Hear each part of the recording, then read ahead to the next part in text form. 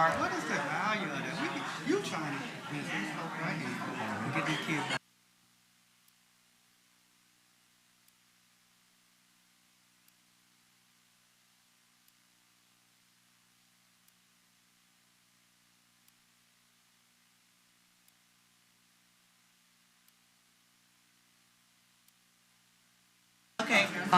It's just bad.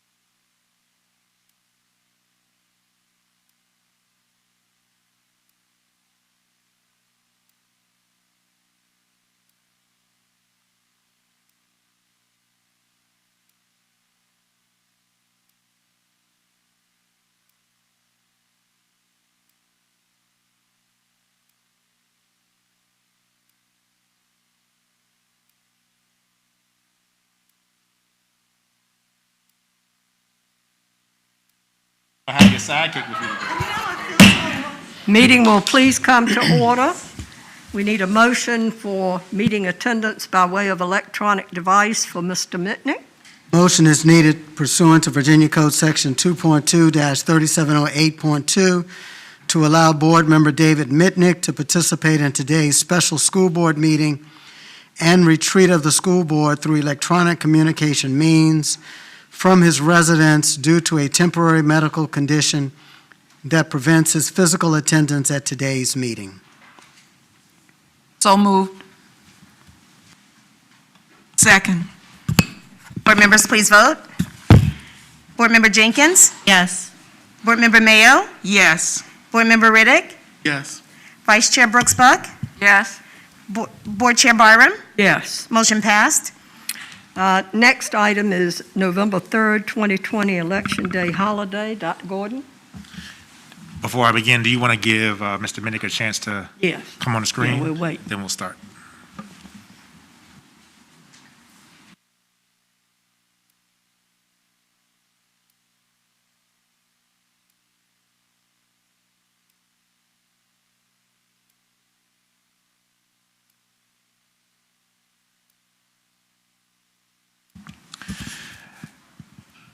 Mr. Minnick, can you hear us? Yes, I can. Very good. Thank you, sir. The action item that Ms. Byram is referring to is the November 3rd Election Day holiday. We originally had this on the calendar to be a teacher workday, but Governor Northam a couple of months ago changed that to a state holiday. And based on the fact that we have 9 locations that are serving as polling sites for the election, I'm asking for the school board to adjust this to make this a full holiday for all staff except for our custodial crews that are actually working at those polling places. That is my recommendation for action, Madam Chair. Thank you, Dr. Gordon. Madam Chair, I move to approve the adjustment in the calendar. Second. Board members, please vote. Board Member Jenkins? Yes. Board Member Mayo? Yes. Board Member Mitnick? Yes, Board Member Riddick? Yes. Vice Chair Brooks Buck? Yes. Board Chair Byram? Yes. Motion passed. And next, we go to unfinished business, educate and innovate, fall reopening plan. Dr. Gordon? Yes, I'm going to ask for Dr. Rice, our Chief of Administrative Services, to come to the podium. This is a continuation from our October 8th school board meeting, as the board has some additional questions they would like for us to have addressed at this meeting. Dr. Rice has also asked Dr. Wagner from the Virginia Department of Health to be here for any questions related to COVID data within the city of Suffolk, outbreaks and things of that nature. So, Dr. Rice, I'll turn it over to you. Thank you, Dr. Gordon. Good afternoon, board members, and happy Friday. Afternoon.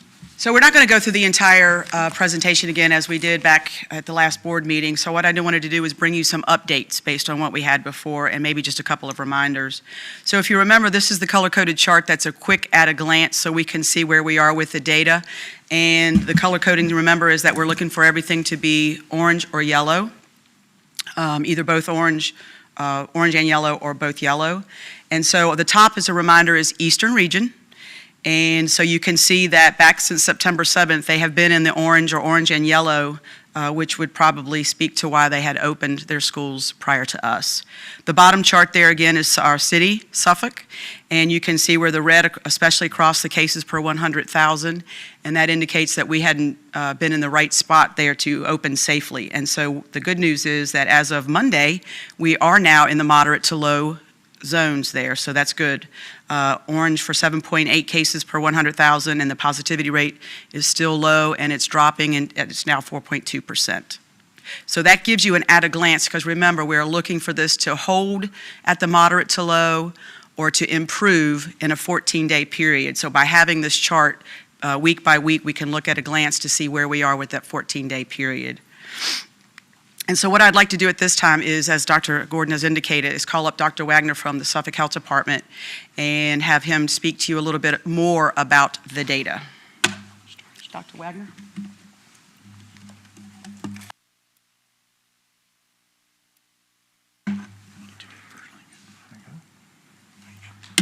Thank you. Good afternoon, ladies and gentlemen. Dr. Wagner, I'm the Health Director, Western Tidewater Health District. Just so everybody's oriented, and because some of the data I show today will be both local, some by district, some regional, and some at the state level, just a reminder that the Western Tidewater Health District encompasses the cities of Suffolk and Franklin, as well as the counties of Isle of Wight and Southampton County.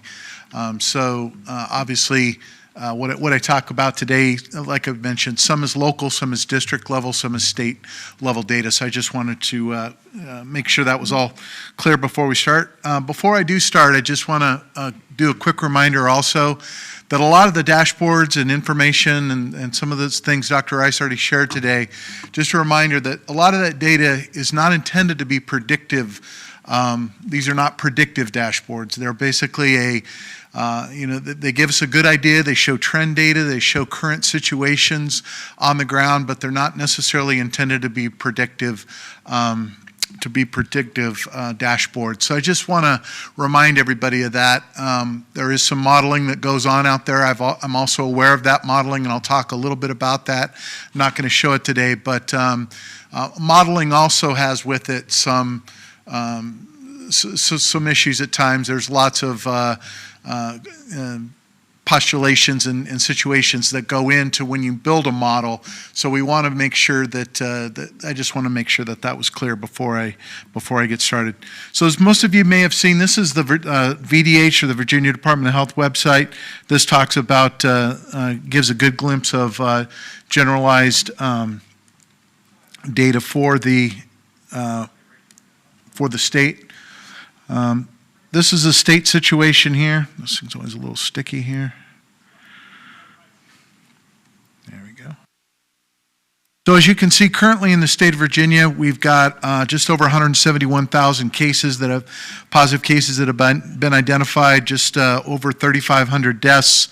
And the state of Virginia currently is hovering around that 5% figure, and it's been that way for a while, and I'll show that in another graph to follow, but it's been hovering right at that mid-4s to 5% range for several weeks now.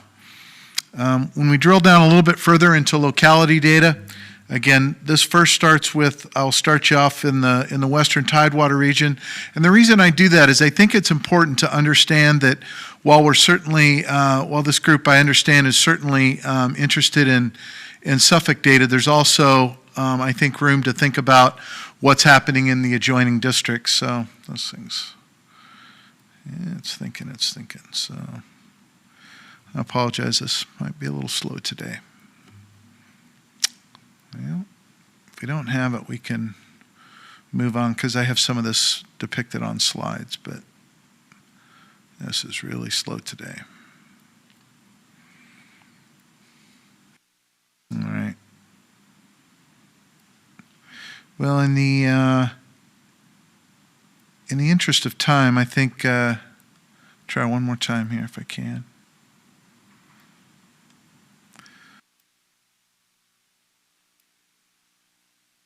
There it goes. Okay.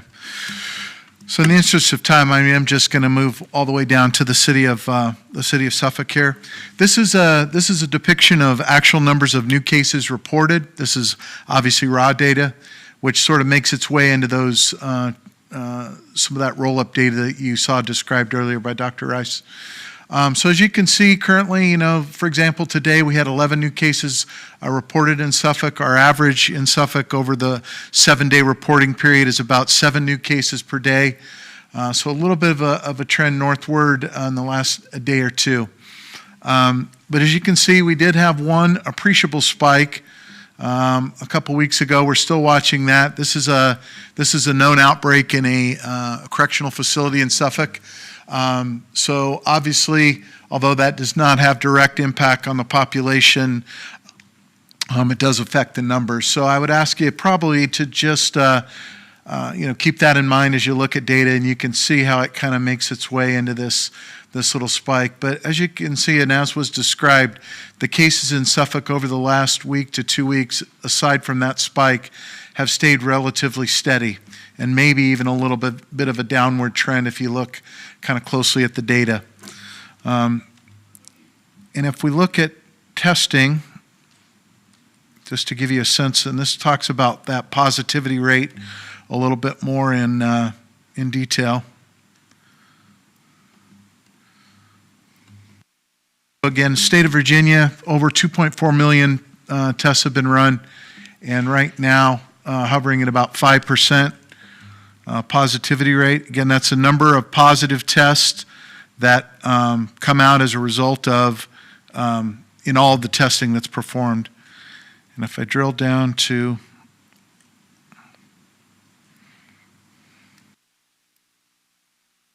Western Tidewater here. Just to give you a sense, again, I think it's important to keep the region in mind, because obviously people live and work in different areas across the district, and it's important to keep that in mind. So you can see Western Tidewater right now, we're hovering at about 8.9%.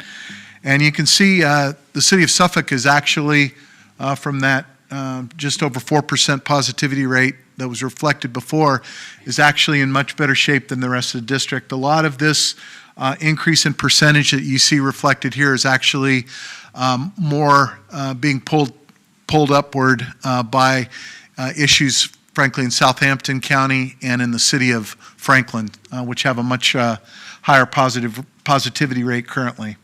But as you can see, we've hovered a little bit of a sawtooth here, but sort of this sort of steady trend in this 8 to 9% percentage rate, sort of hovering, staying relatively steady in sort of that 8 to 9% positivity rate in the district. So I'm going to get out of this real quick and just talk about another.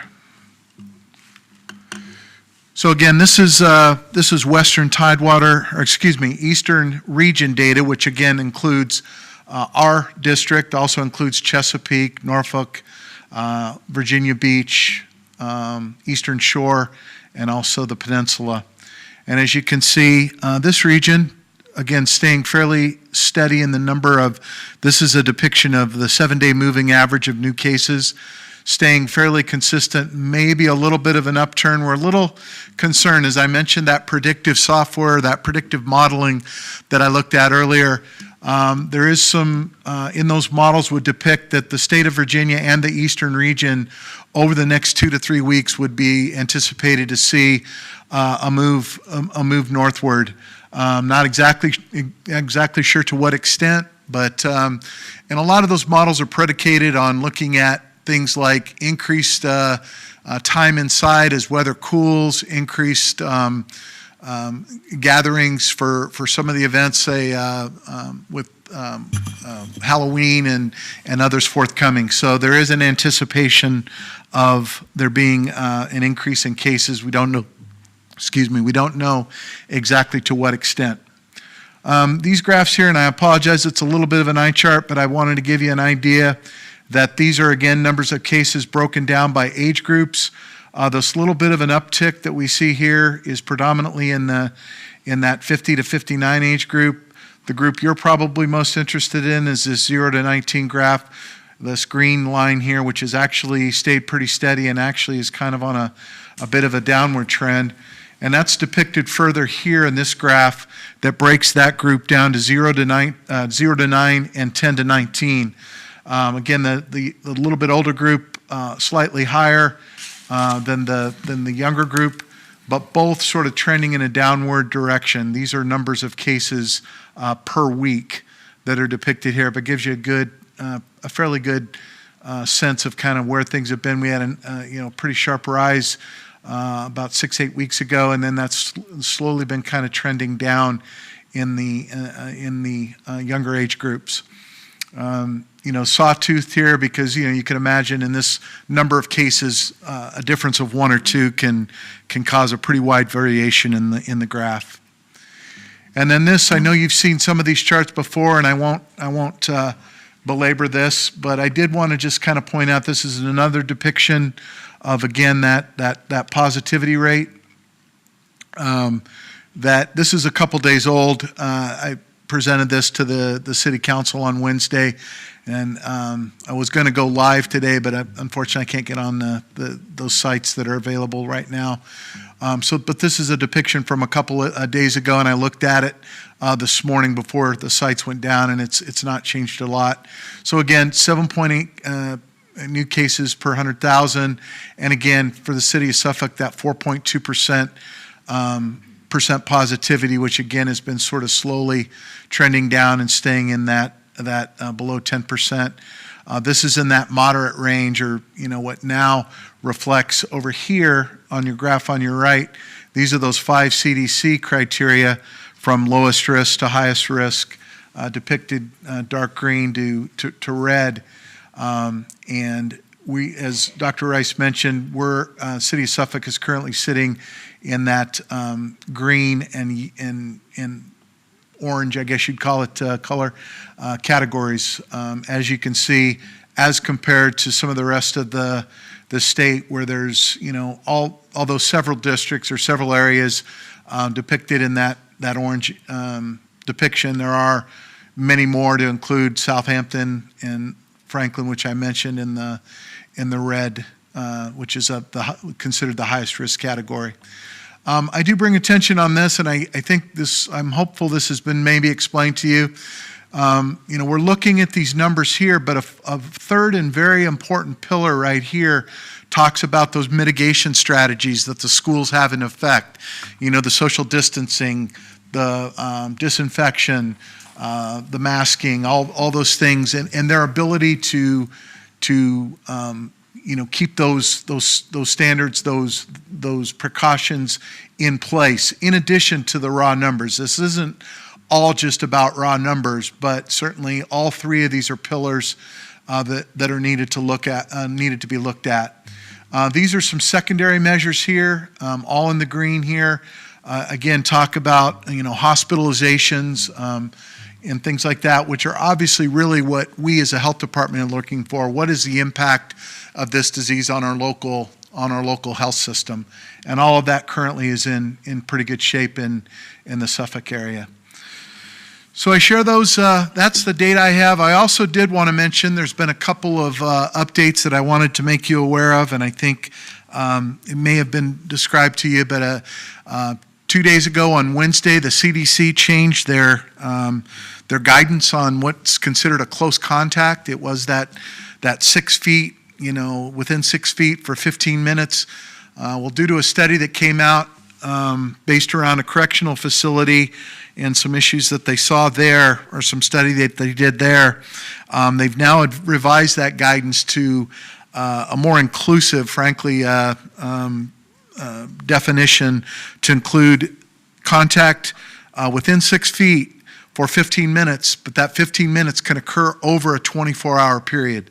So this will make it, quite challenging, I think. We'll obviously work very close with the schools and to help them ascertain what would be close contacts. It's going to be, frankly, a little bit harder to get our arms around at times, because it's hard enough for people to remember who they came into contact with for a sustained period, let alone kind of that intermittent contact. So that poses a bit of a challenge, but we'll continue to work through that.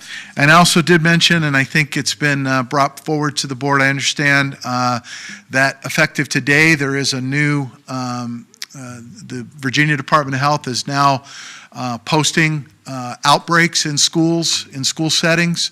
Those will be publicly available starting, actually, they're available starting today.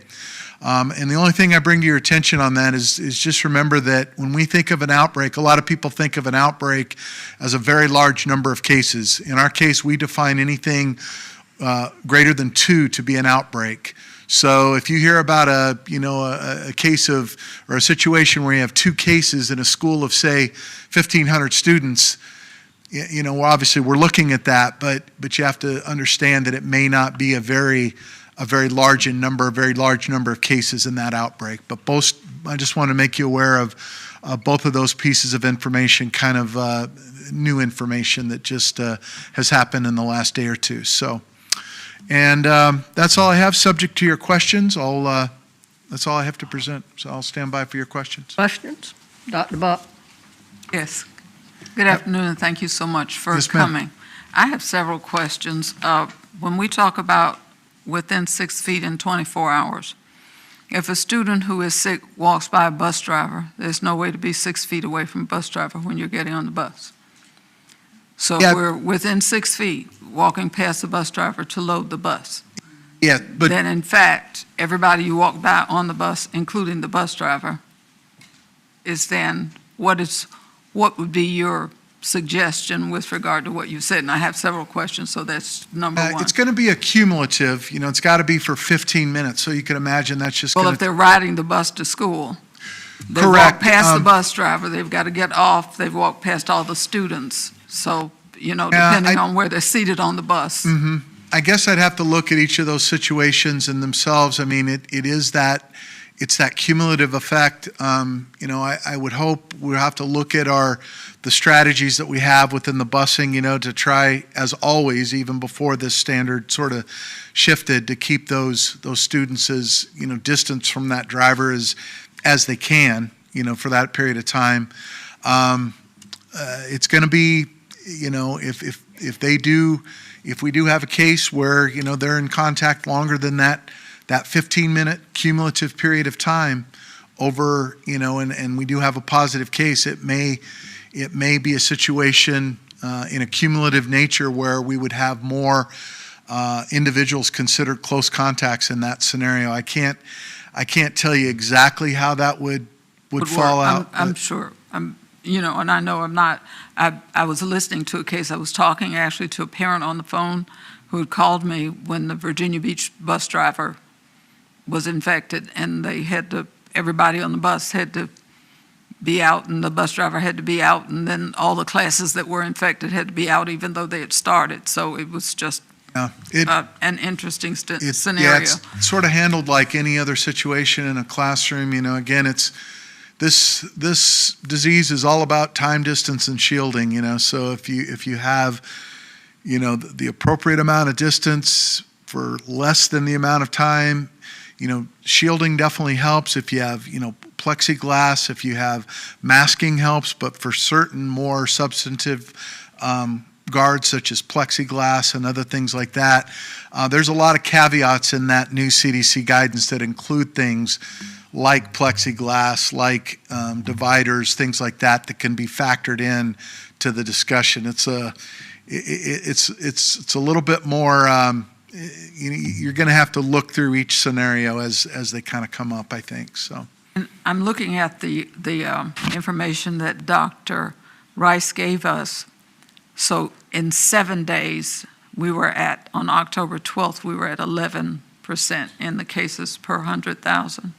I believe so. If I'm reading this correctly. That's So correct. we've gone down 7 days to 7.8. Correct, yeah. We had been in the orange on September 21st. We went up, way up. Then we came down to 11, now we're at 7. Correct, yeah. We have in the city, I know because I had to go to the treasurer's office, couldn't get in, that's closed. City Hall is closed, many of the courts are closed, the sheriff's office is closed, the libraries are closed. To go to the doctor's office, I have to have my temperature taken. But we're talking about sending children to school without their temperatures being taken, getting on the bus without their temperatures being taken, being around people without any of that, staying out of school for a few days, and then coming back to school without being tested. And I know that these are, because I ask, I know that these are rules that Virginia's not saying are in place. So you could actually go home because you were sick, be home for a few days and come back with the same illness, because it does last in some people longer. One of the groups that I'm concerned about, I know we did in 2015, we were doing a PACE study and we looked at people, and a large number of our teachers were 45. So I would say it's 2020, some of them are 50. So if we looked at that range of people between 45 and 50, because while many of the children aren't getting it, they're going to be around people who are that age, who are their teachers. What are the statistics for that particular group? As you can see, on a local level, we do see a little bit in that graph I depicted with the age Yeah. groups. We do see of the slight increased number of cases that we've seen. Again, this was within the our health district. there is a greater number in that 50 to 59 age group. Certainly, when you talk about outcomes and things like that with this disease, it's known and well studied that, obviously people typically north of 65 and older are the ones that typically have very significant outcomes with this disease, more significant outcomes with this disease. To a certain extent in the younger age groups, 40 to 49, 50 to 59, but really the bigger jump comes in the 60s and 70s and 80s age group are the real group that have the most hospitalizations and frankly have the most outcomes of death, the most extreme outcome, obviously. And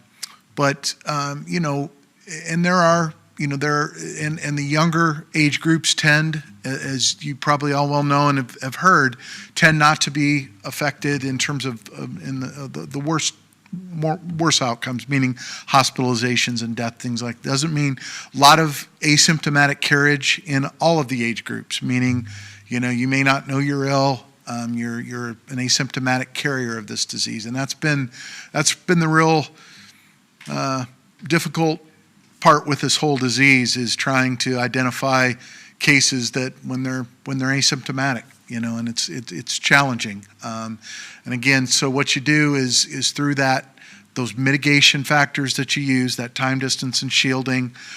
Also, when you do identify cases, you get them removed. When you do have people that have come into close contact with individuals, you get them either isolated or quarantined, isolated if they're sick, quarantined if they've been exposed to if they've been identified as a close contact of a known positive member. And we kind of call it the block and tackle strategy, trying to isolate those pockets. And, I think, and it's been shown in the other schools in the district that are already, have in-person instruction, they have seen cases. We have not seen, I will tell you, in our district in Western Tidewater, we have not seen any outbreaks of disease. However, we have had isolated cases of COVID that we've had to isolate, staff members, we've had to isolate other students, and, we've been able to contain that particular situation, that particular case by the tried and true strategies of case contact investigation. So, the strategies do work. It doesn't mean you're not going to have cases. I always tell my advice to anybody I'm talking to in this type of environment, it's not a question of, if, but when. There will be cases. I think it's just important to, to be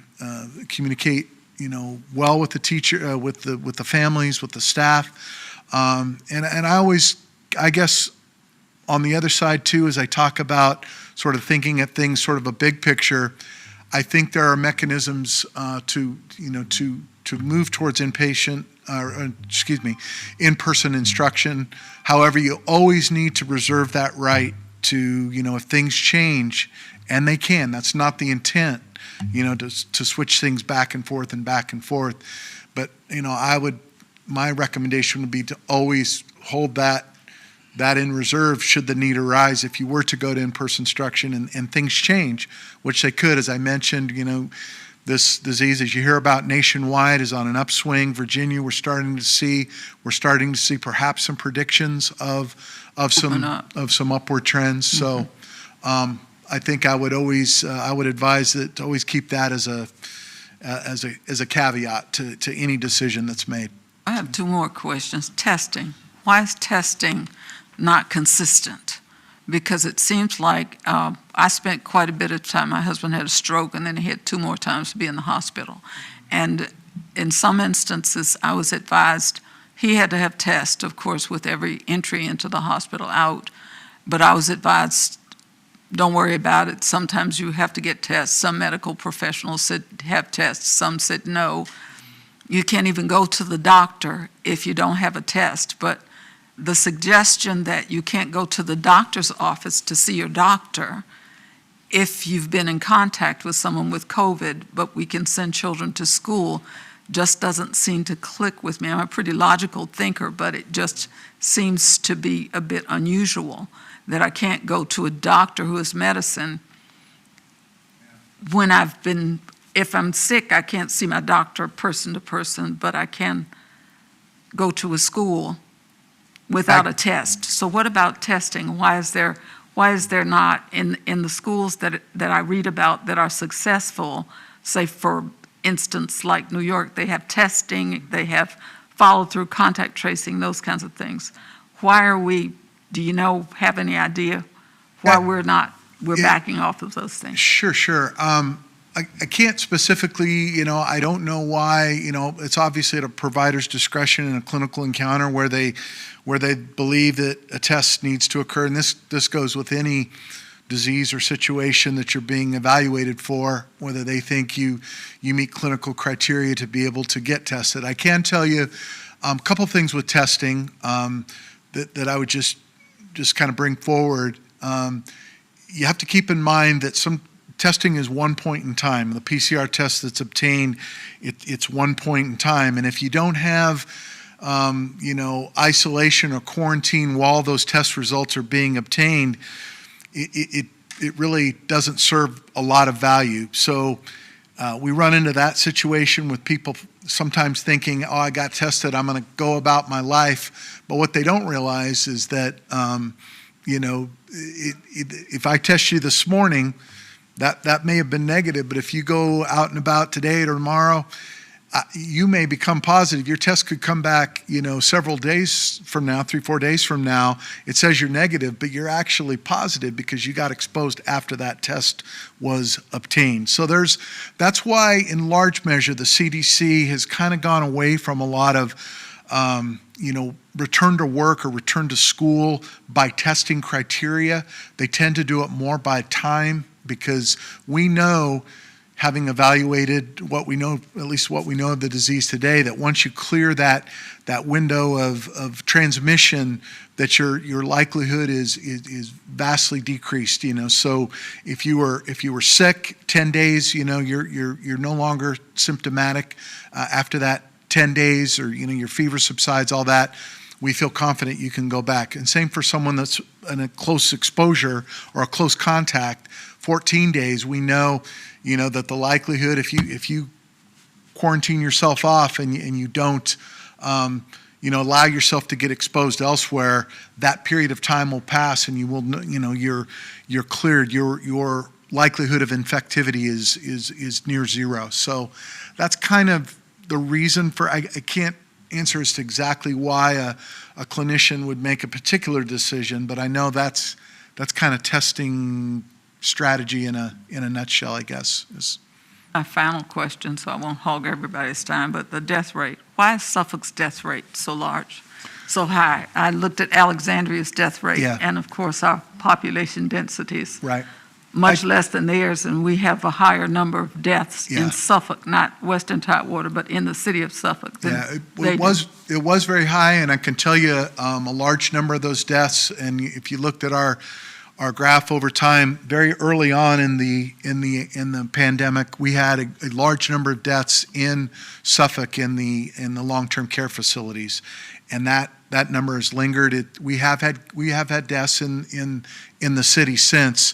And it continues to be a vast majority of our deaths. In fact, over 85-90% of them have occurred in long-term care facilities. It's that age group that has been affected in the city of Suffolk, and that's reflected in our numbers. The large number of deaths that we've had, a large number in long-term care facilities. Thank you. Other questions? I have a question, maybe a couple, depending on your answer. I saw in your presentation you showed a depiction of school-age children or youth with low numbers. Would you say those numbers could be credited or partially or in full to school being closed physically? I think, I would have to say probably yes, currently, because, obviously the kids haven't been mixing as much as they probably would in a future event. I don't, but I don't know what to attribute the slope downward exactly to be, but it would make sense in some measure to attribute that to less interaction. However, there have been pundits that would say the inverse of that, meaning when kids aren't in school, in certain cases, they're actually mixing more in social settings, perhaps, than they would be if they were at school 6-7 hours a day. So it's a little hard to exactly place a number, but I would think that's possible. I think looking at, but as I mentioned, as I look at numbers of cases, numbers of situations in schools that are currently in place, we're not seeing large numbers, albeit these have been typically private schools, smaller class settings, I think, than maybe some of the publics would have. But we're not seeing large numbers of cases depicted in those private schools that have opened thus far in the district. So, Next question. Do you have any data on cases with persons who have severe disabilities? I don't know. I'd have to do a little digging. I don't think, obviously our data is as good as sort of the fields we put into the stream, and then we can pull by that data. I'm not sure. I don't believe, and I'd have to do a little bit more digging to see. I know at my level, I don't think that data is depicted anywhere or populated as such. And if it's not populated on the front end as such, it would be difficult to pull it out the back end without that, moniker being put in at the beginning, without that marker being put in at the beginning. So. Okay, so with a simple yes or no, so it's safe for me to say that we don't know how many persons have deceased who were possibly persons with severe disabilities. A simple yes or no, we can't say that. I would be able to just give you anecdotal small numbers of cases I know from the district, but it wouldn't be a roll-up or anything. I don't have that to be able to draw within the district or from the state or at that level. Okay. Next question, in regards to COVID-19 and transporting of youth. Does the temperature or weather have any impact on the expanding of COVID? For an example, school bus, weather is cold, heat's on, windows are up, so it's no circulation. Classroom, it's cold, windows are closed, heat's on, most cases classroom doors are closed as well.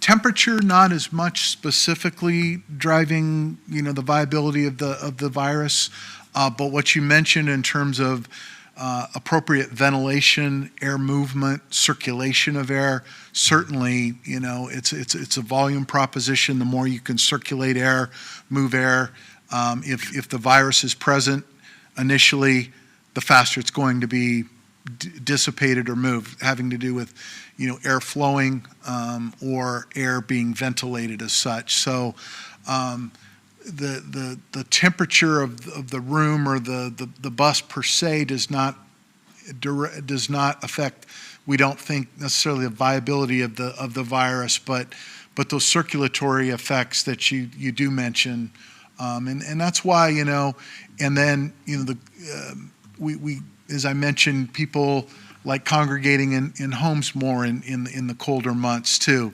That proximity that you get typically in the colder months and people being drawn indoors, is one of the factors that they believe is going to probably cause us a little of an upsurge.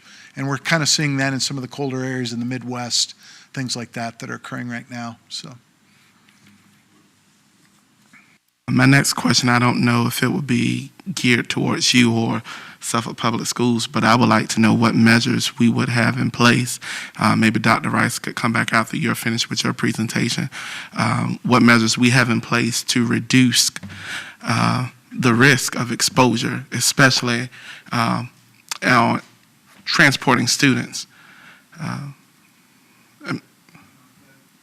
I could come up with some. 'Cause I know- I've seen their plan. I know I've seen elements of it. You know, the distancing and things. But maybe I don't That's know. what I was if you going to wanna- say. We're following the major strategies, mitigation strategies, which would be the distancing, the hand washing, and we're going to have hand sanitizer available, of course, on a bus. Windows can be down if we need them to be down on a bus. But yeah, we're going to try to follow those strategies of keeping the distance, wearing the mask. And this is where I'm kind of torn at, because on paper, sounds great. However, human error is people that is going to have to implement this. And people are prone to sometimes not following the rules or just getting, it's hot, I'm going to take this down for a moment. Students, school-age children, I like your pink mask. You want my blue one? How do we enforce it? The seats are not 6 feet apart. The aisle is not even 3 feet wide. So how do we ensure proper distance in walking? How do we do bus evacuation drills with the exit doors on the back or on the side or the roof hatch? I mean, these are things that I'm thinking in depth of. So it's kind of, I understand where we're trying to go. And in a perfect world where everyone followed the rules all the time, it would work. But in the world we live in, it's a great plan. I just don't see it actually being carried out that way. So I'm hoping that we can get some information, because what I'm gathering from your presentation is that for the area that we serve, that data hasn't really been tested as of yet, because we reduced the possible spread of contamination with closing down schools, because school is the largest event where students in that age group come together. So because school has not been physically in place, you had no way to really pull data from to go on forward. So now we're pretty much will be the experimental group until it has a bad effect. And then we will have that data that we're asking for now. I can't do that. I'm done with my questioning. Any other questions? Anyone else? I have one. I'm sorry. Yes, Ms. Jenkins? Well, the doctor, I'm sorry. Thank you for coming and giving us the information. Most of my questions have already been asked and answered, but I still want to piggyback on what both Vice Chair and Mr. Riddick said. The classroom piece really concerns me. I know we have some parents that want their kids back in school. I think everybody does, if it's safe. But we also have parents that's already telling us that they're not gonna allow their kids to wear masks. And I'm talking about the younger students that I deal with all the time. Like you said, you can't keep them in their seat. Not that they're being bad, they're being kids. So, and I've always believed with this, and you touched on this, that because the kids are not together, we really don't have the data saying that it's going to cause any reaction as far as COVID. So I want you to, if you can, just paint that picture with the kids running all around in the room, having fun with their classmates, because that one teacher, or either a teacher and with a TA, just really can't, because if they can't really be physically on them, number one, because that's not going to be the 6 feet. And we're not talking about 15 minutes. We're talking about either half a day or more than that. So if you could, Yeah, I guess what I would say, certainly I understand the challenges you're talking about with certainly in specific the younger age group. I think you have to endeavor to, make it as enforceable as you can. I know it's very difficult. Try and put the mitigation strategies you can in effect. What I would share, I guess, and if you look at the data nationally, and there's lots of areas of the country, albeit lots of different factors involved, there are many schools that are back and doing well with in-person instruction. But you also read the headlines where there's schools that opened up and now they're needing to shut down. And I guess that's where I would maybe leave it with the. Again, looking at the different options, if you were, and again, I'll defer to this august body to decide, but if you were to, recommend an opening situation, will you still offer online alternatives for those that just don't feel in that sort of unknown, don't feel comfortable with it, and always with that caveat that if things in a particular school or in a particular, become worse, then we would reserve the right to say, you know what, this situation's gotten bigger in this particular school or area, and we stop and we get students out of there, we clean, we reevaluate and discuss at that point. But I understand. I wish I could,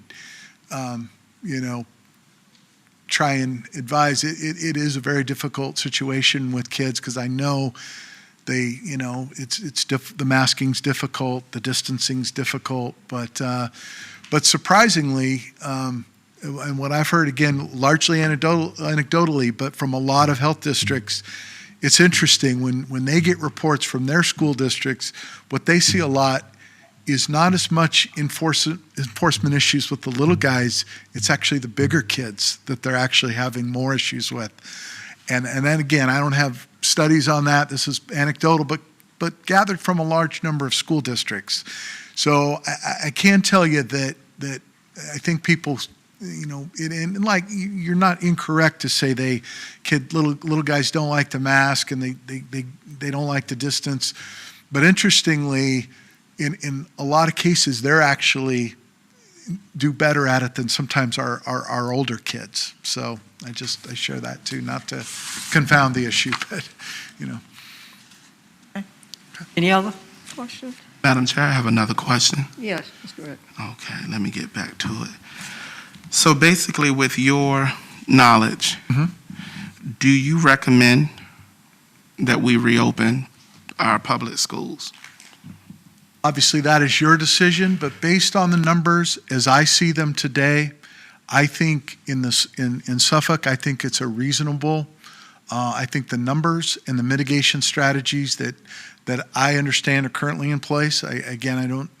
We can't forecast exactly how it's going to go on the mitigation implementation, but I have confidence as where I would feel comfortable with the recommendation of an in-person instruction. If I did that, I would do it very much in a phased approach. I would also do it in a hybrid approach, meaning that gives you the option of minimizing the numbers of kids that are on campus and teachers that are on campus. I believe if my understanding of your options is correct, anytime you can decrease those numbers, in a particular classroom or in a bus or in whatever, it helps you. So if you can phase it in to allow yourself more room within a particular school, and if you could do a hybrid option, I think I would not in any way recommend a full return immediately. It would have to be a phased return to minimize the number of kids and staff that are on campus. So, I don't have any more questions, but I do want to address something. It was stated that the private schools are open, and I like research, and I did a little research. Nasman Suffolk Academy, according to their website, they have 889 students enrolled, and that's K through 12. That's almost the size of Hill Point Elementary School. Grades pre-K through 5. Their numbers are smaller, and so is Isle of Wight Academy, which is 682, and Hampton Roads Academy, which is 644, Cape Henry Collegiate, which is 950, but they are all K through. That's the compass, what we would say, that would be their division, and our division is almost 14,000. So, although private schools are able to successfully do it, well, we don't know if it's successful yet because they haven't been back long enough for us to get the data, but although private schools are able to open, their variables are different than ours. And that's what I want the Suffolkians as well as the board and staff to know, that I'm looking at the broader picture here. Is it safe, realistically? Not ideally in how we want it to be, not how projections may say it to be. We have 2 major holidays coming up where we know it's going to be travel. And in Walmart today, a person stopped me and said, it makes sense to send them to school, give them a holiday, let them get one side sick, send them back to school, let them go home and get the other side sick, and then they come back and just get everybody else sick. That's what I feel we're facing. And to open up our schools, I just want to go again as I haven't heard much today that has changed my viewpoint. It concerns me. I'd rather we wait a little bit to get the data from Virginia Beach and Chesapeake and those other schools who went back, and then we have real numbers to go forth. Because right now, we don't. Everything is an educated guess. Madam Chairman, Don. Yep. Anyone else? Thank you, Dr. Wagner. Thank you. Dr. Rice? All right. Thank you again, Dr. Wagner, for that. So as a recap, this is the proposal that we brought to you last month, that on November 16th, if the data holds steady or improves, that we would bring back our elementary students 2 days a week. And those that have, and to reiterate, those that selected virtual will be virtual. So we're only sending students back that have that selection. November 30th, then, again, if the data holds true, we would bring back the remainder of our grades 6 through 12, 2 days a week. And again, CCAP would get 1 day at their base school and then 2 days at CCAP. We did. Question before you go to that. I'm looking at a document that you gave us, and I'm trying to figure out the null category before you go to those. I'm asking a question because that looks like, that looks like the people that did not respond, I'm assuming null. Correct, and so I can pull that, I have that actually too, but basically what that means is, if you remember when we did an August fall registration survey, we got the results back, and anyone who did not respond was defaulted into a hybrid setting and also defaulted to needing transportation so that we could plan for the worst case scenario. The second survey that we did, and we sent that out the morning after the last board meeting, we indicated on that survey that if you are okay with whatever your first selection was, you do not have to respond to the second survey. So this is what I'm asking before we go to that number. So this number is not what parents chose. These are just, I assumed that we called, I remember specifically saying we should call the parents who didn't respond, because we didn't just send it out on the internet, because one of our biggest challenges in 2 areas, Holy Neck and Whaleyville, was that we don't have internet. So I remember saying specifically, we need to call those parents. Did we call those parents? We do have some, and we had a spreadsheet that we included, and that was added to the data. So we call those parents, and those parents that we called are included in this 5,000. Or these 5,000 people, we just defaulted and said that they wanted hybrid because they didn't respond to the survey. So there was a second chart. I don't know, Dr. Gordon, if you were able to give that to Yeah. them? Yes, ma'am. They actually have, if you look at the second handout that you have here, Dr. Brooks-Buck, it gives you the comparison from the original survey to the second survey that was given out October 9th through the 14th. So we did follow the board's direction. We did make contact with those folks who didn't fill it out the first time. But to Dr. Rice's point, in many cases, some folks didn't answer, some folks didn't have a change in what they originally didn't do in August. Some folks wanted to keep it the same. Ms. Lafferty is actually giving you the comparison of the choice from who actually changed in that third chart right there.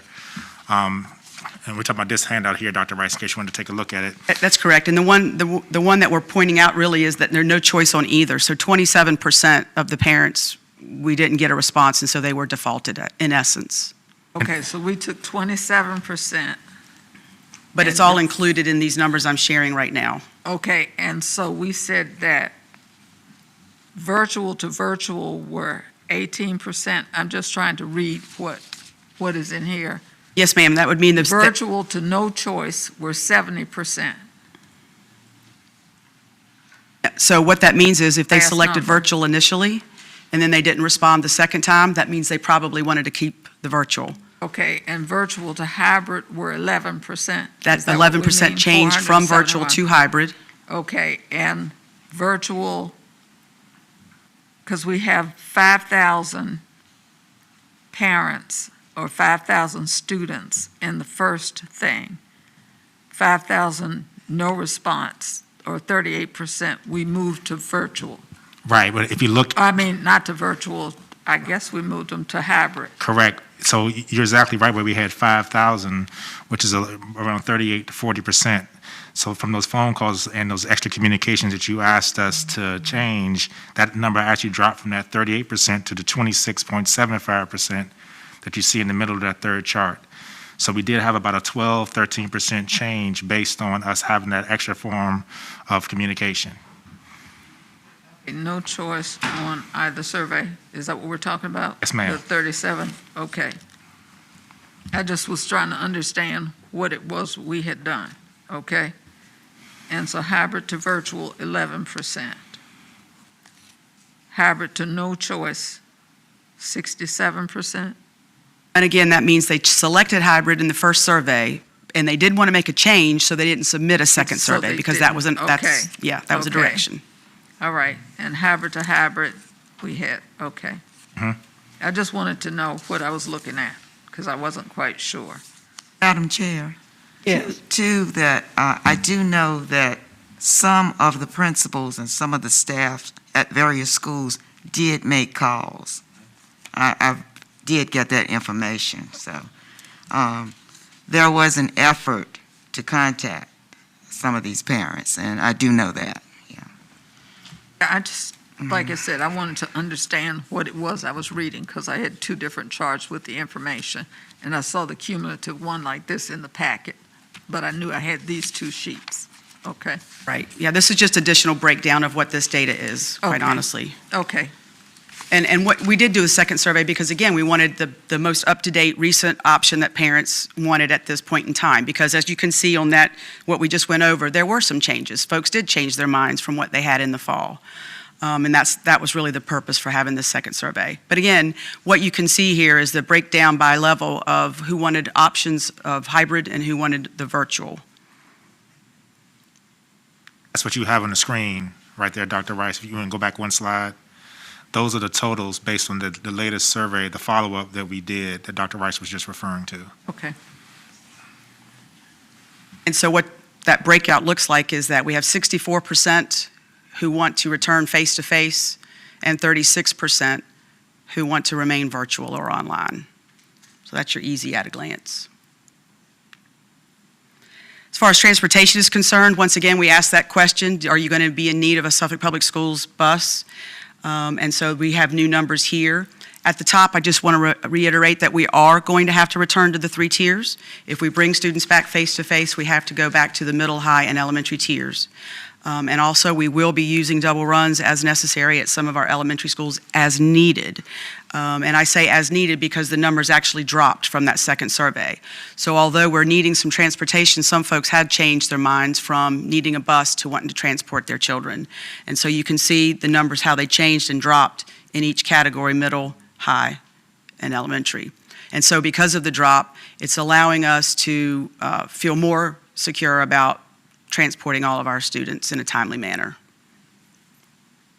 23 at a time, max. We do 23 at a time on a bus. Do we have buses big enough to be 6 feet apart with 22 kids on? I didn't quite understand that. I'm sorry. We have buses that are big enough to do 22 at a time, 6 feet apart. We're doing one per 23, seat. 6 feet apart. According to guidelines, we can do one per seat with a mask. Everybody has to wear a mask. And so we're trying to stagger them in the seats so they're not directly lined up behind each other.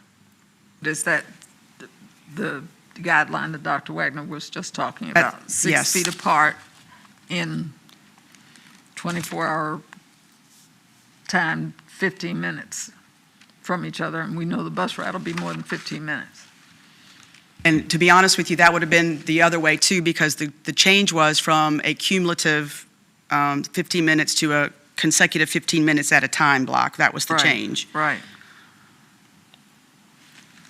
And it's 6 feet from One side of the seat 1 on the left behind the driver to seat 2 on the right side behind the entry door. That's 6 feet?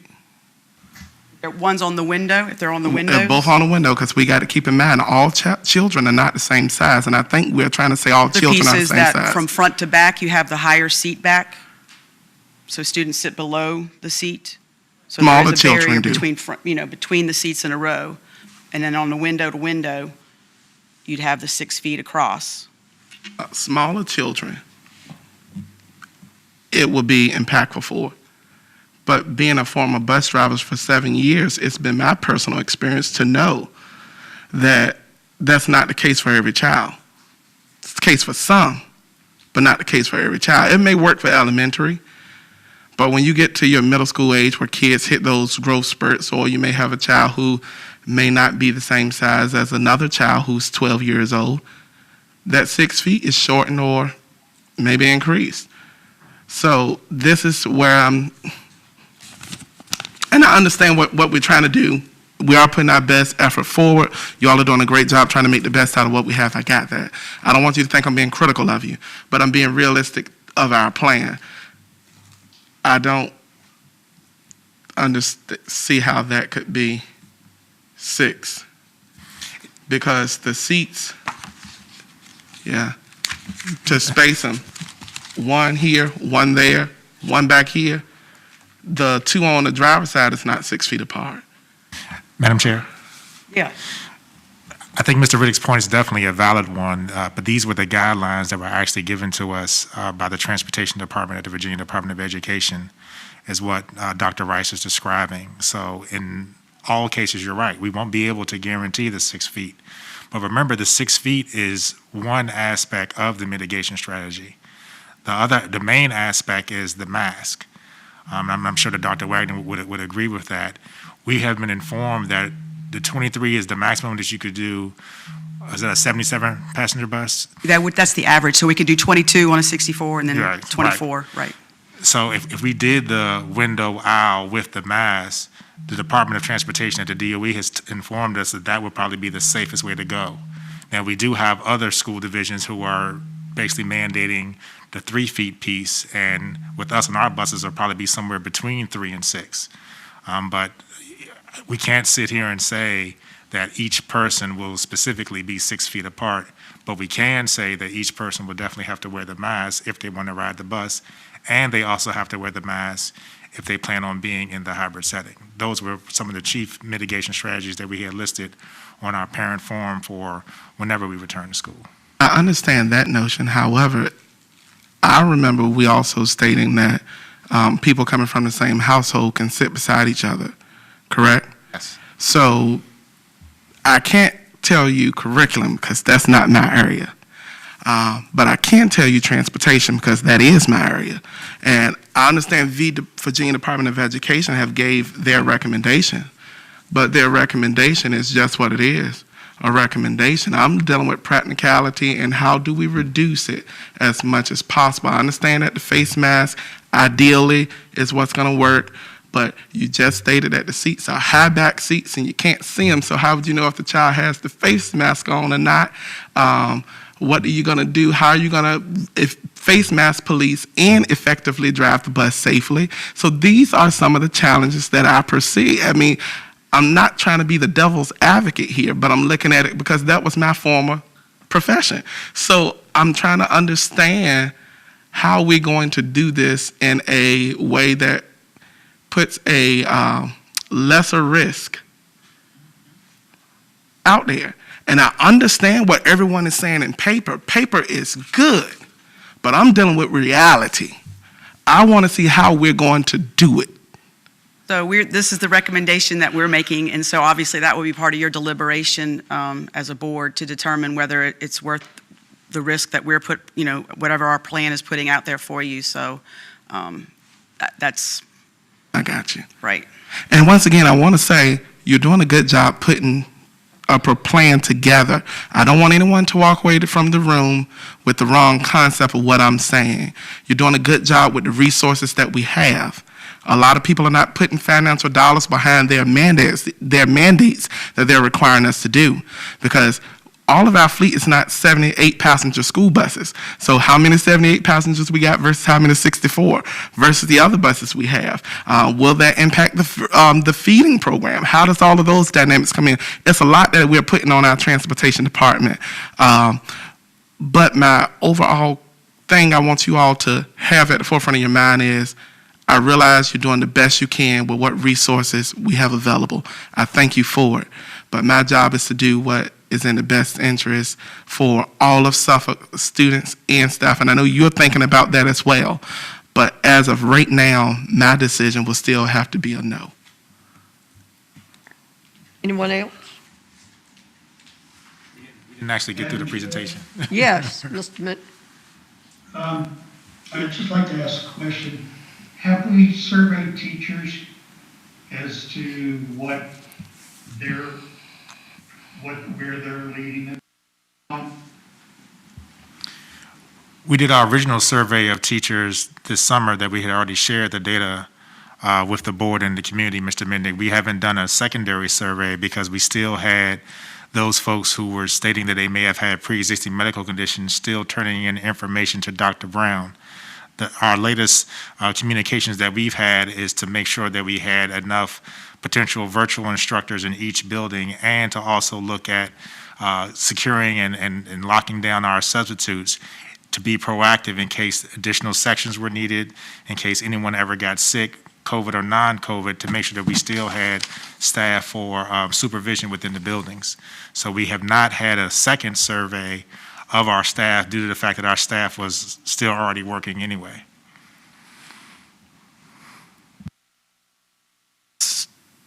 Dr. Rice, you need There's actually one more slide. Yeah, you got to continue. Okay, there we go. And Dr. Davenport's going to come up and talk to you a little bit about the instructional models for secondary.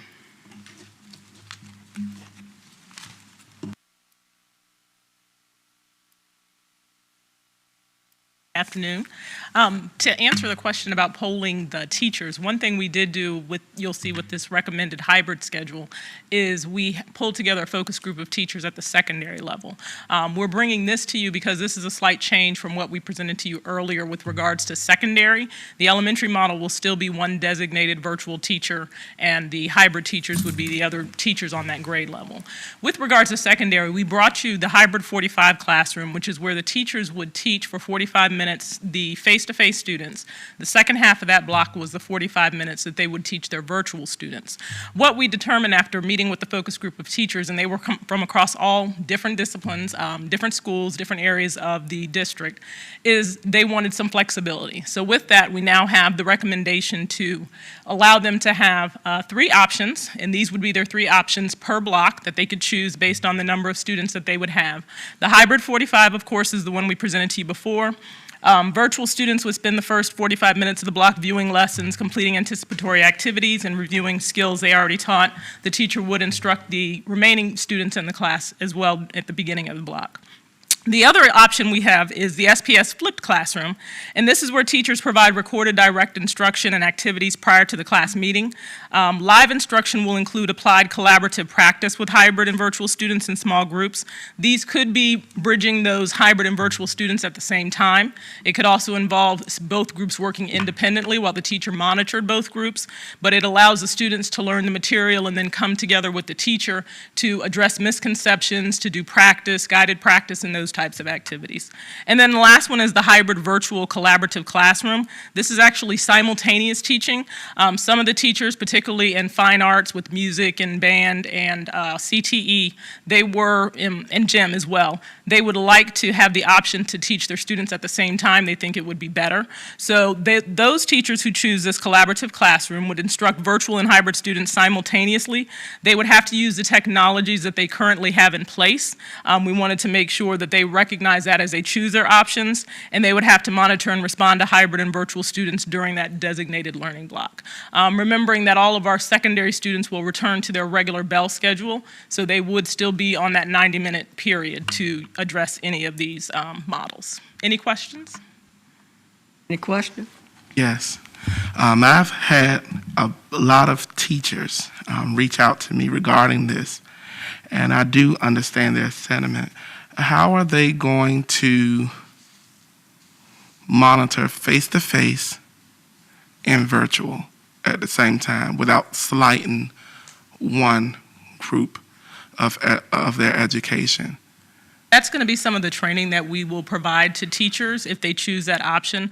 One of the things that we are going to provide to them prior to the implementation of this hybrid model would be training on each of these 3 models. So teachers would have to determine for each block if that model is going to work for that block. So with that option, you could have a first block in which you're doing the hybrid 45. Your second block could be less students, so you could potentially have 1 student in some of our smaller classes, like our upper level classes are smaller.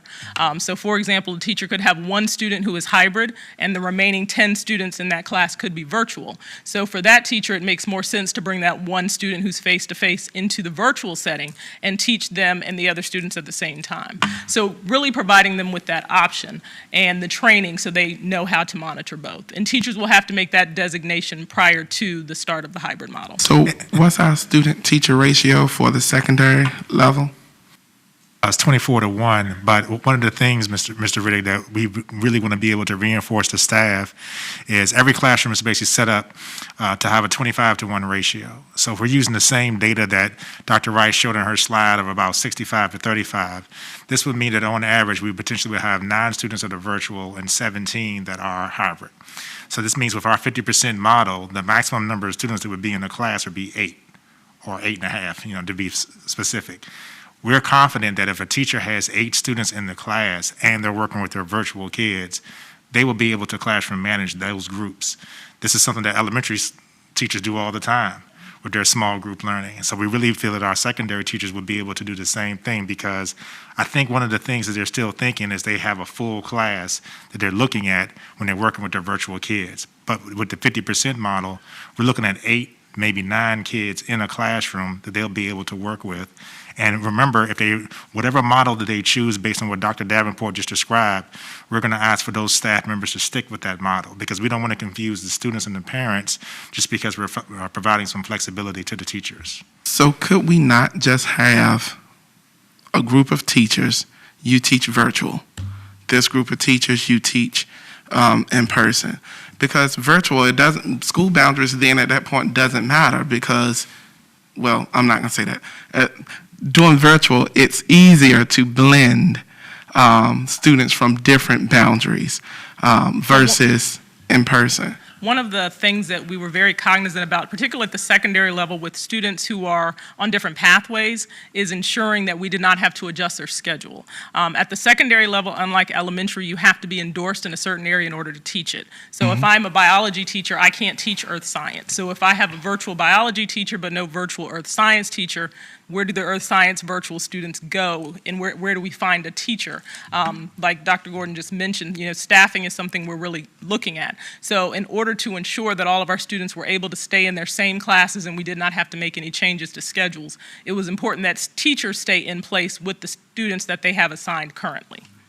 Especially when it comes to assigning grades too, Mr. Riddick. That was one of the main things. Other questions? Yes. May I? So it is my understanding that they have to select one of the three and stick with it. Is that They correct? have to select one of the three per block. Per block. So, for example, teachers may have multiple preps. Okay. And that's the courses that they are prepared for. So if I am a teacher of Algebra 1, but I also have an advanced level calculus class, I may have less students in that advanced calculus class, so I may choose, and they may all choose to be virtual. It depends on how the students have made a choice. So my calculus class could be primarily the flipped classroom model, and my algebra classes could be the hybrid 45 or the hybrid virtual. It would depend on the students It would that are in the depend on class. the needs Right. of So the we're giving them students. that flexibility. We Got do ask that they stay with one for the entire 9 weeks, so there is no Okay. confusion for parents. Okay, thank you. Madam Chair, Yes, Mr. Mitnick. Dr. Lawson Davenport, there's been both groups. If the students are in hybrid and they go to school 2 days a week, the 2 days a week that they don't go to school, how are they receiving their instruction? So that would not be any different than what they're currently receiving on a Friday, for example. So with the secondary and the elementary level, anytime that they are not in physical location of the school, they would be receiving asynchronous material to complete. So the expectation is that students will continue to work 5 days a week with schoolwork, and material will be provided for them. Well, so I'm a student, let's just say I'm in 9th grade English at one of our high schools. 2 days a week, I go to class and I'm taught in each of my classes. 2 days a week, there are assignments that my teacher places out there asynchronous.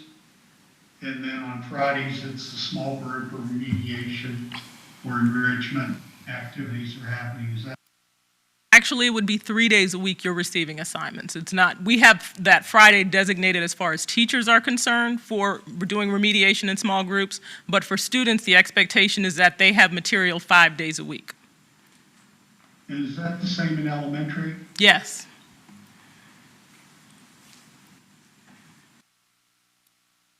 A lot of confusion. Parents were thinking, particularly with the elementary, that they were only going to get instruction 2 days a week, that they were going to lose time if they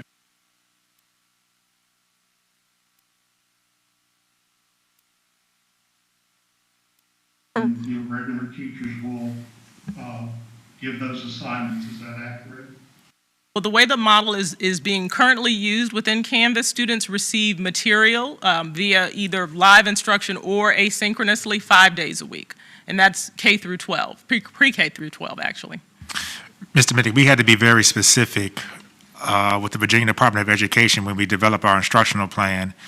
Today, we want to make it clear that we have to eliminate this myth that students are only in school 4 days a week. Because when we're counting up our clock hours, we included Fridays in those where every contact that a teacher has with a student, if it's small group instruction, reinforcement activities, anything of that nature, actually counts for the school division for our overall clock hours. So what Dr. Davenport has described to you is definitely 2 days a week of the live instructional model that the students will be able to see. But the other 3 days of asynchronous work also includes the small group work that you discussed, you just mentioned, that also counts for instructional time for us. We designated those Fridays because we wanted to make sure if there was any issues that kids may have had in our virtual learning, Friday was going to serve as the day they can really take the time to touch base with their teachers and get any extra help that they need. But there still were assignments that were always being given that were still due on Friday. We actually have some teachers that were actually still working with some of their groups on Friday. Last Friday, I was at Colonel Fred Cherry, and our advanced science class was combined and actually was using Friday as their normal instructional day. So we try to give our teachers some flexibility with that, but we also need to make sure that we reinforce that school is still in session 4 or 5 days a week. Thank you, sir. Any other? Dr. Buck? I have a question, not about the high school schedule. I guess it would be for you, Dr. Rice, with regard to the children and the changing of classes, going to the restroom. I thought about the fact that when I'm working with my little second grade group, at least 3 of the children will have to go to the restroom while I'm there for like 2.5 hours. They get up, and of course, I don't deny children the right to go to the restroom. So when they get up and go to the restroom, who cleans in between them getting up, going to the restroom, coming back to the classroom?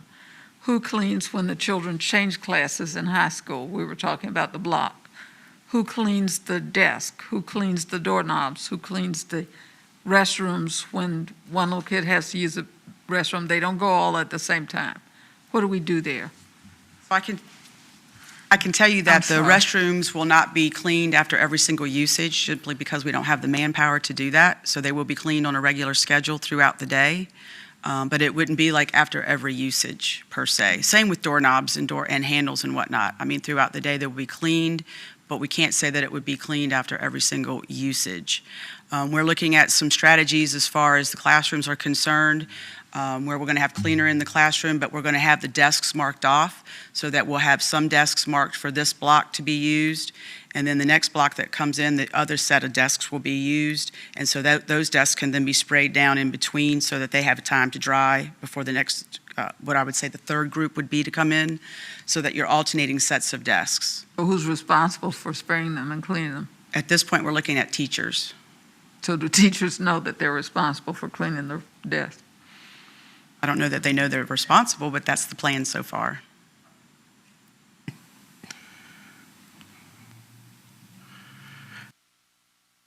I have a question. Yes, sir. Mr. Riddick. Would it be feasible for us to, I don't know what regulations would prohibit this, but if we allow face-to-face 2 days, and then the teacher teach those on those 2 days, and devote all their time and attention to those group of students, have office hours or tutoring or whatever in the evening for the virtual students who may need it. And then on the other days, the other 2 days, the teacher just do 100% virtual. Because I've seen it attempt before where they tried to do both. It wasn't in this division, but they tried to do both. And it didn't work that way. There are some colleges who tried to do both, and it didn't work that way.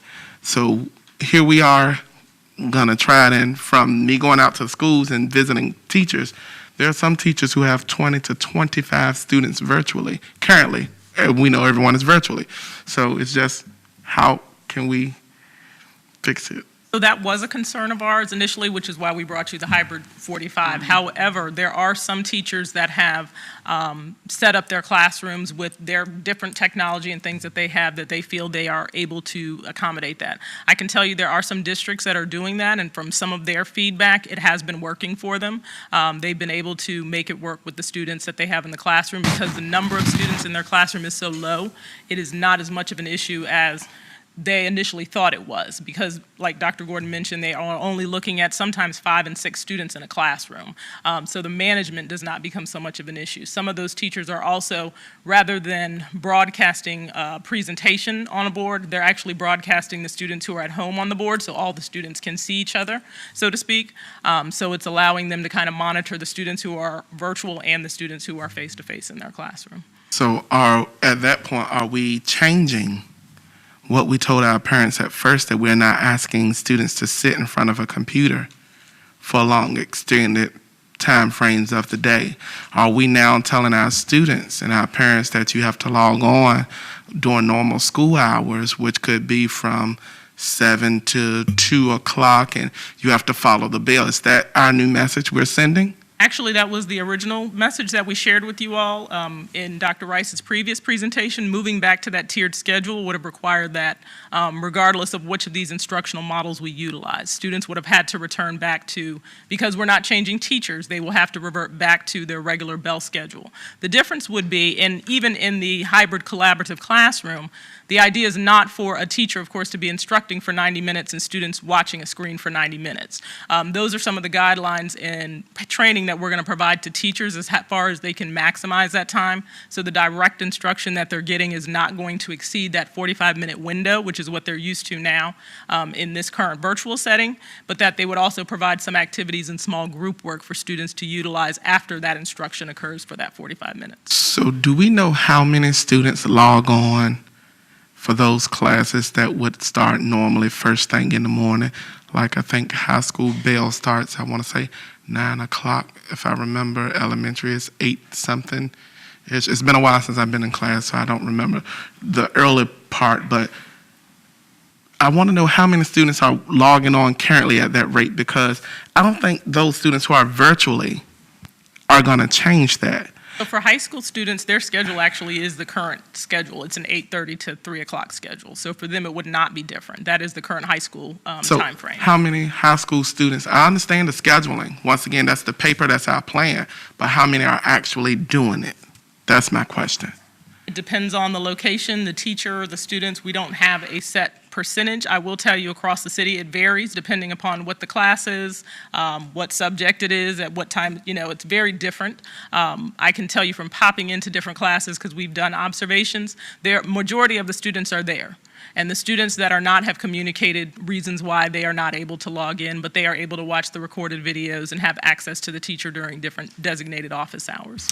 Yeah, and if I could just add to that, Dr. Davenport, Mr. Riddick. So our chronic absenteeism standards haven't changed.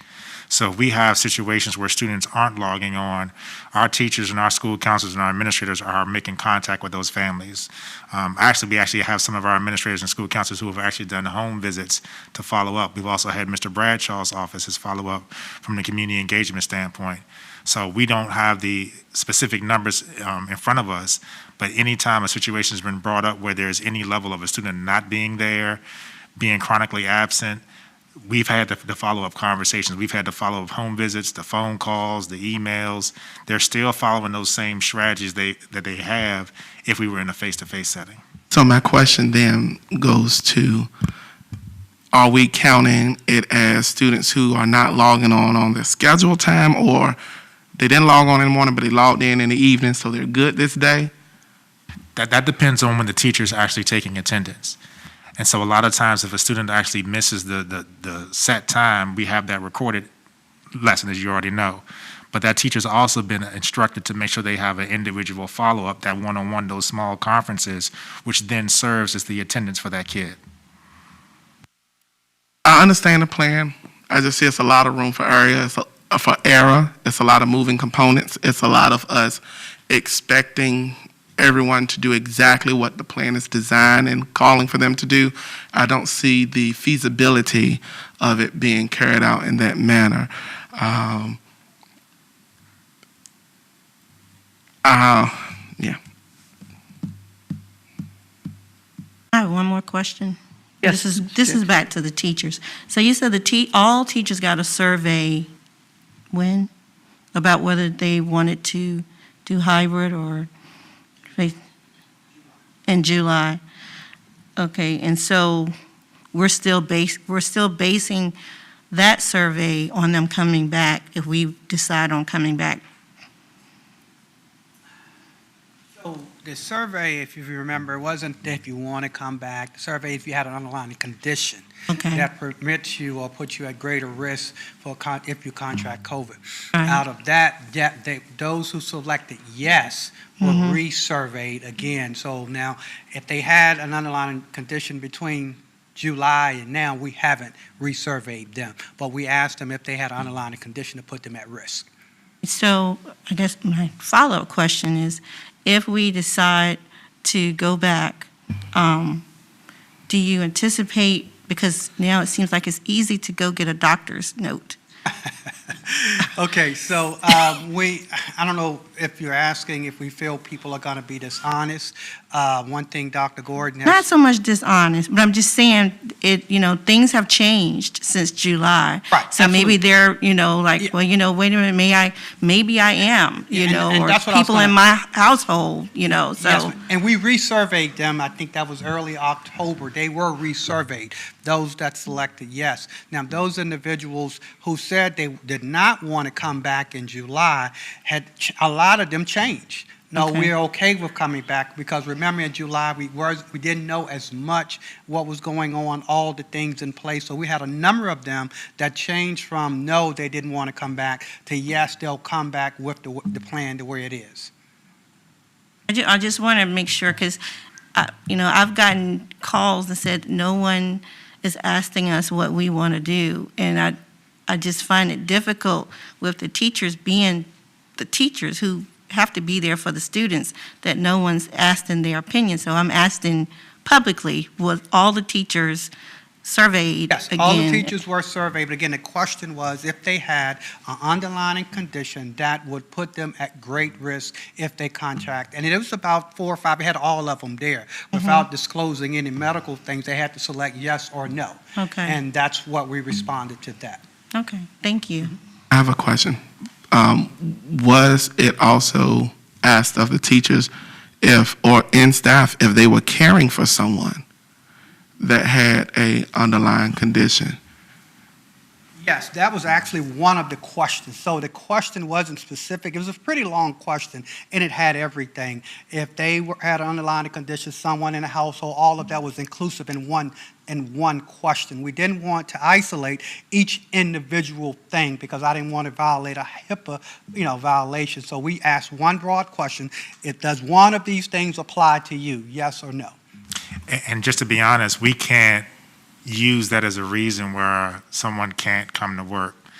The risk management from the Virginia Association of School Superintendents can't say that someone can't come to work if they're caring for someone who's at high risk. It has to be specific to the employee themselves, if they are the ones that are high risk, which is part of the reason why Dr. Brown tried to layer that question, not only to protect the privacy, but just to see if there was any other underlying things that we could think about, because some of the direction that you all gave us as a board was to take a look at not only the medical conditions, but the person's environment, surroundings, to see what other factors could potentially cause someone not to go to work. But legally, we can't say that that was a reason why you couldn't come to work. That was one of the first pieces of training that we got from the Virginia Association of School Superintendents for liability, mainly because of the questions. I know that Mr. Riddick and Ms. Jenkins had asked if the school division was going to be liable if somebody had caught COVID.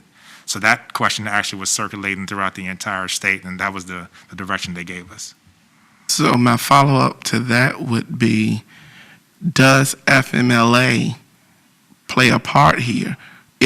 Because what the feedback I've been getting from staff was they felt as if they wouldn't have a place to work if they answered any other way.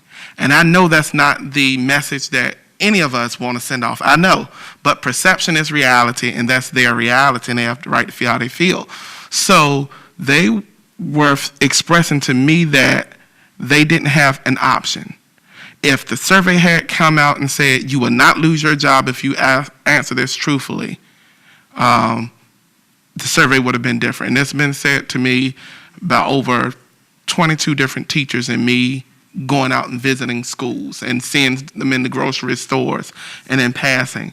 So I'm trying to figure out, I'm trying to weed out the stuff. I've been sending people to come to your office and speak to you and stop, coming to me with it, because I want to make sure that it's no more room for people being not truthful. What is it? What's going on? Is it what it is? For one thing, I would encourage, send them to my office, have them contact us, because we literally contact people and talk with them. I don't do a lot of emails because there's so many questions I have to ask, and we respond. So myself and my staff, we're responding to all of them. I did have a teacher the other day to call and say, hey, does this apply to me? Contact me at whatever time, and we spoke and said, thank you, Dr. Brown, for explaining that to me. So I hope we've been very open, and I hope the message is out there. We want to talk to them, because they help educate us as well as we educate them about the process, because there may be some misconceptions or some some perceptions about things that don't really apply.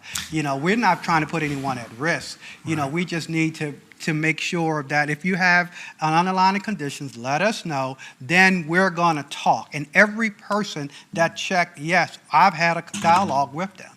What's going on, send me the documentation, then we follow up with the principal, and that has been the process since we began this. And we also have to be very careful, Mr. Riddick, in the wording of the survey. Because if we change the wording of the survey with the statement example that you gave, you lose your job, then it kind of introduces bias into the survey. And so we have to be very careful there. And we also have had people that have taken advantage of the Coronavirus Family First Act, where they receive about 2/3 of their pay because of some of those same anxiety and fears that you mentioned from some of the folks that some of our staff and some of our board members have communication with. We have had some people that have taken advantage of that. But we also have to make sure that, there is going to be that expectation. When we first sent the letter out in the month of July on who was essential, who was required to be there each and every day, we were specific in listing every employee group, so to kind of eliminate some of that confusion that you were talking about.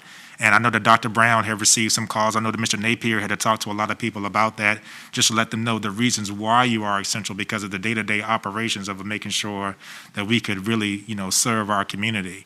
And we stuck by that. Here it is 3-4 months later, we really stuck by making sure that everyone understood, okay, if you are uncomfortable, here are your options. If you don't have a pre-existing medical condition, your option is Family First Act, or we expect you to be at work.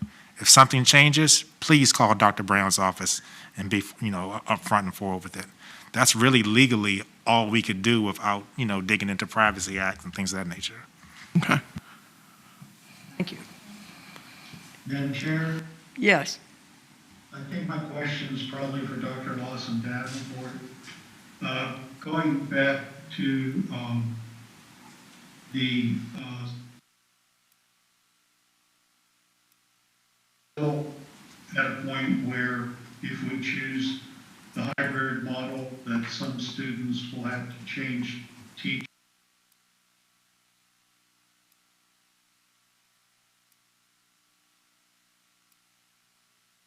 We are currently looking at that information. That could be the case for some students. However, we're not going to change their teacher as far as who is conducting the grading and inputting the grades. What they may receive is instruction from a different teacher to make sure that they can stay on pace and receive the instructional material that they need.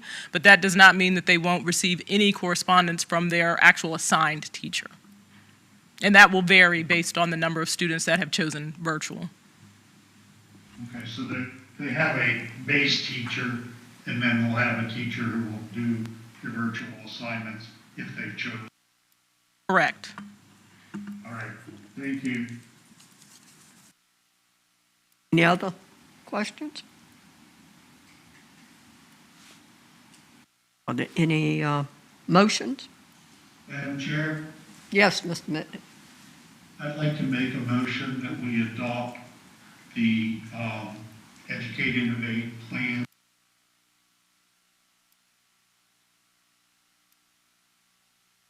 There a second?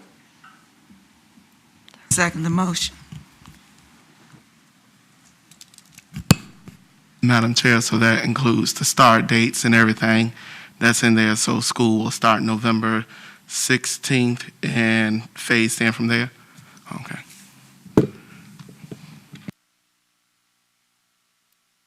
Board members, please vote. Board Member Jenkins? No.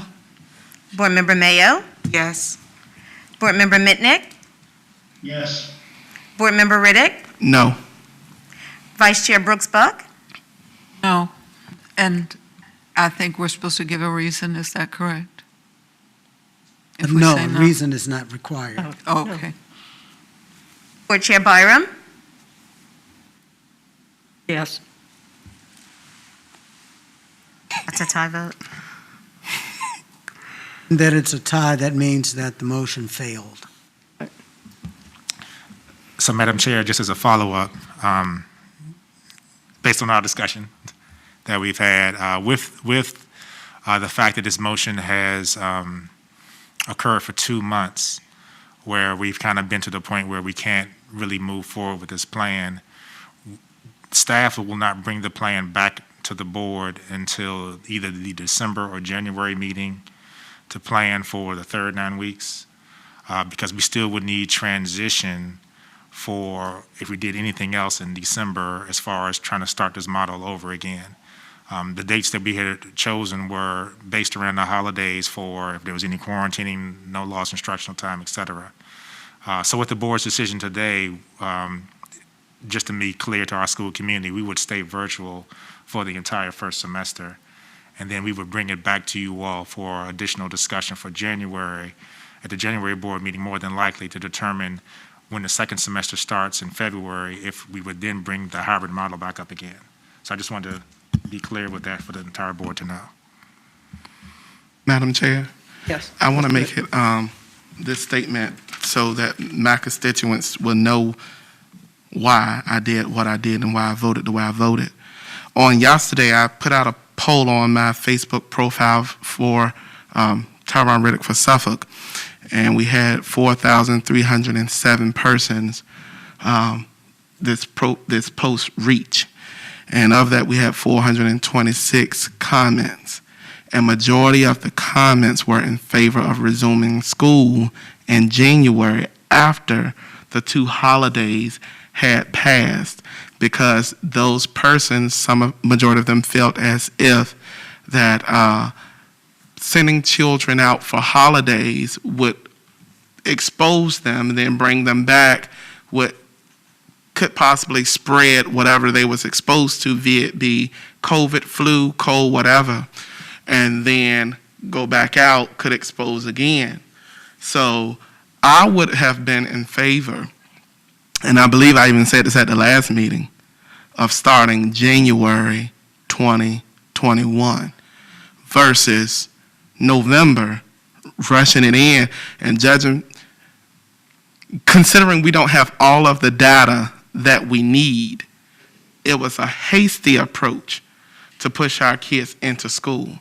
What I do ask is that this board bring back the appeal for students with severe disabilities before January, so we can try to reach an agreement, because we don't want to continue, if these numbers are accurate, and I'm hoping that we can get some data on students with disabilities, if someone can look into that for me, and their effects on COVID. I want to give parents of students with severe disabilities an answer as to when we can resume, as far as whether it's an increase in days or not, before the second semester. And I know that's pretty much going to be a challenge, but we meet our challenges here, and I think we can get it done. Anyone else? Dr. Buck? I looked at, I promised people who asked me, who approached me and my constituents, that my decisions would always be based on safety first and science. I looked at the tables that were presented to me, the Eastern region and Suffolk. I looked at data in the Eastern region, which has always been 100% of the cases per 100,000 have been in the orange since September 7th. The orange color chart, the first. Under 9.8% was the highest, so they were under 10%. The percent positivity rate, the highest was 6.8%, the lowest 4.2. That was about 58% in the orange, which were the two colors we were given, and 42% in the yellow, which was 4% or so. Some split at 4%. I looked at Suffolk, and I looked at the fact that we were 28% in the orange color in the safe zone below 10, which left us 72% in the danger zone in the cases per 100,000. And the positivity rate in Suffolk was always higher. And only 2 weeks or 14 days in the safe zone. And that's the last 2 weeks. And of course, we're going up. And the more we test, the more we seem to go up. And the death rate is higher. That was a pause that caused me to think about what's happening here. And of course, I kept my promise. Safety first and science. That's why I made the decision I made, and I owe it to people to explain. I'm concerned about children, but I'm also concerned about the teachers and staff who have to work with children. Thank you. Madam Chair? Yeah. I just want to say everything that Dr. Buck just said and Mr. Riddick, that was based on my decisions. I love the plan. My concern was the date of starting. The plan is magnificent, but the date, I just feel like we need to wait because health and life is my decision. And there are deaths out here people are dying from it. Young and old, and I just don't think it's a safe decision with all the different things that we are uncertain about right now. And I understand the reasons why people chose yes, because of maybe where their constituents live, but that was based on my decision, and I've talked to doctors, and I've gotten professional advice, and that's just my gut feeling, and I'm sticking to it. Is Mayo? Thank you, Madam Chair. I would like to say that, yes, I think it is an excellent plan, but my constituents have certain needs as well, and we are in a different situation from some of the other board members whose students have great access to internet. And there are times that some of my constituents, the students that are in my borough cannot access that. And I did promise my constituents that I would address that, and I have done just that to protect them as well. And I do understand the situation and the concern about health issues, and I am sensitive to that. So I believe in working together, and we will work in unity, and the decision that has been made, we will do our very best to implement whatever plan that that will come up in the future. Thank you. Thank you, Ms. Mayo. Mr. Mitnick? Madam Chair, Yes. I'd just like to raise a question. I'm very concerned about the students who attend CCAP,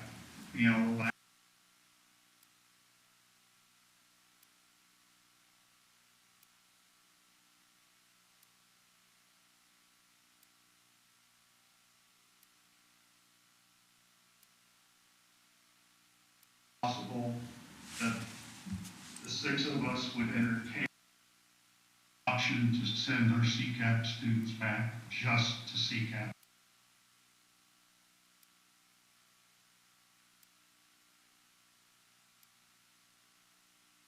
Madam Chair, Yes. I wouldn't mind hearing. However, considering that we have already been hung on this motion, I would see that as pretty much a double standard to allow students from CCAP to resume school, and we couldn't begin general ed for face-to-face education for the other students. I understand it's a tough situation, but I don't think it would, I think it would bring about more issue than it would resolve. Madam Chair? Yes. Yeah, I have a tendency to, and I know where Mr. Mitnick is coming from with that. Mr. Skinner, Dr. Lee, Dr. Branch, and I have looked at several options for that, and I think the biggest thing that we're going to have to do is to continue to have the conversation with the Virginia Department of Education for the waiver of some of the clock hours needed for the hands-on experiences in CCAP. Mr. Skinner and Ms. Burgess have done a tremendous job of reaching out to several of our local businesses in order to try to get some internship hours and some other hands-on experiences for those students, but the businesses have the same limitations in some cases that we do. So the only thing, Mr. Mitnick, to kind of address your point and Mr. Riddick's point, will be able to look at any waiver of those hours. I'll be honest, I'm not comfortable bringing any additional groups of students back just for Pandora's box and consistency, which is part of the reason why, I made the statement that from our letter that we sent on August 4th, and we had tentative beside the beginning of each 9-week dates. The main reason why we don't want to just say January is because of the transition time of coming back, of being able to plan, and then the end of the semester being 3 weeks later. We just think it would be easier, a natural break in grading for the routine for the kids, for consistency, but mainly for the routine for the teachers when it comes to their setup. I would be more comfortable doing this, as I said to you all in August, basically at 9 weeks at a time, which will allow us to kind of chart and be able to compare and contrast the virtual learning models versus the hybrid learning models. We can discuss this with you all again in December at the earliest, but more than likely, I think our team will probably prepare to have this conversation with you all in January, because at our November or December meeting, we're going to bring some discussion to you all on what we're going to do about midterms and final exams. We basically have a recommendation for that, and I don't want that to kind of be lost with our plans for any return to learn or any other adjustments that we need to make instructionally. So I think we'll just keep things consistent. Will probably be what the recommendation is going to come from staff, mainly because I'm saying that's what the recommendation is going to come from staff. But we will probably talk to you all again at that January board meeting.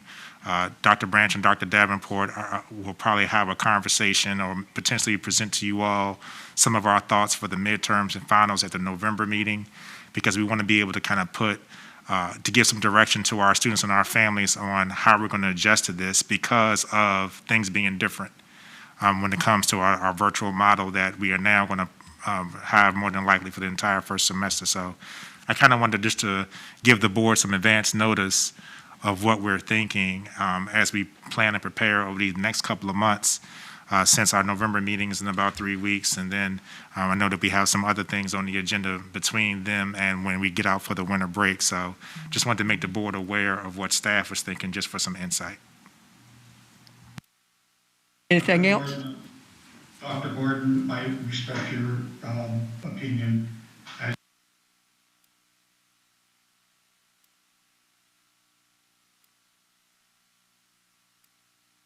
And I voted yes. I support Dr. Gordon. I support his plan. I support his staff. I feel we have to have a plan in place to move forward.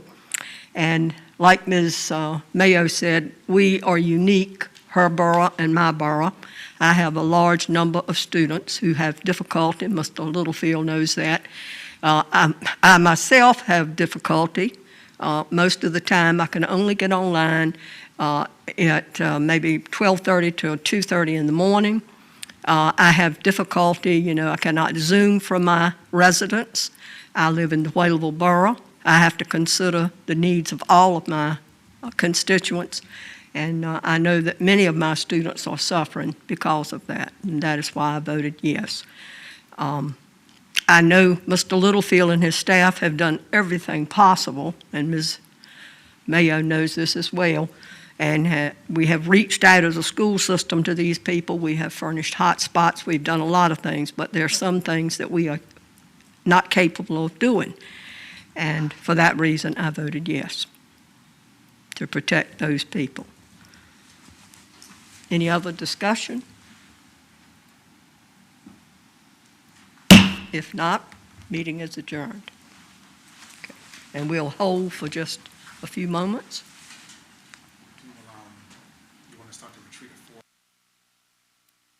We could take we'll take a 5-6 minute break and come back at 4.